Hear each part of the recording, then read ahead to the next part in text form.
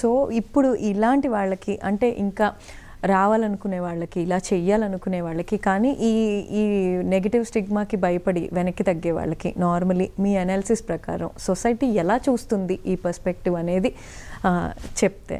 డెఫినెట్గా అండి. ఫైనల్గా నేను ఇప్పుడు అప్కమింగ్ స్టార్స్ ఉన్నారు, నాని గారు కానీ విజయ్ దేవరకొండ, ఇప్పుడు next stars, next generation Sharwanand గారు, చాలామంది అంటే అగ్ర హీరోలు కాకుండా పవన్ కళ్యాణ్ గారు, మహేష్ బాబు గారు, జూనియర్ ఎన్టీఆర్, రామ్ చరణ్, వీళ్ళందరూ అగ్రస్థాయి.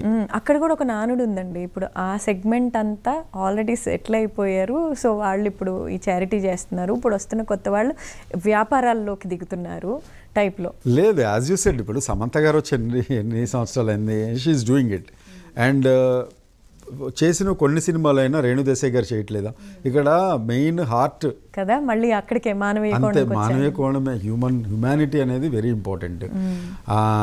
ఇది కాకుండా నాకు తెలిసి ఇప్పుడు చిరంజీవి గారిని చూసి చాలామంది నేర్చుకున్నారు, ఆయన అడుగుజాడల్లో, లేకపోతే ఆయన యాక్టింగ్ స్కిల్స్ నుండి నేర్చుకున్నారు. ఇలా చెయ్యాలి, ఇలా చెయ్యాలేమో, స్టెప్స్ ఇలా వేయాలేమో, లేకపోతే అసలు ఆనం మనం ఎక్కడ కనిపించాం, ఆయన ఒక బెంచ్ మార్క్ సెట్ చేశారు. అలాగే బయటకు వచ్చినా కూడా రియల్ హీరో లాగా ఉంటాడు ఆయన.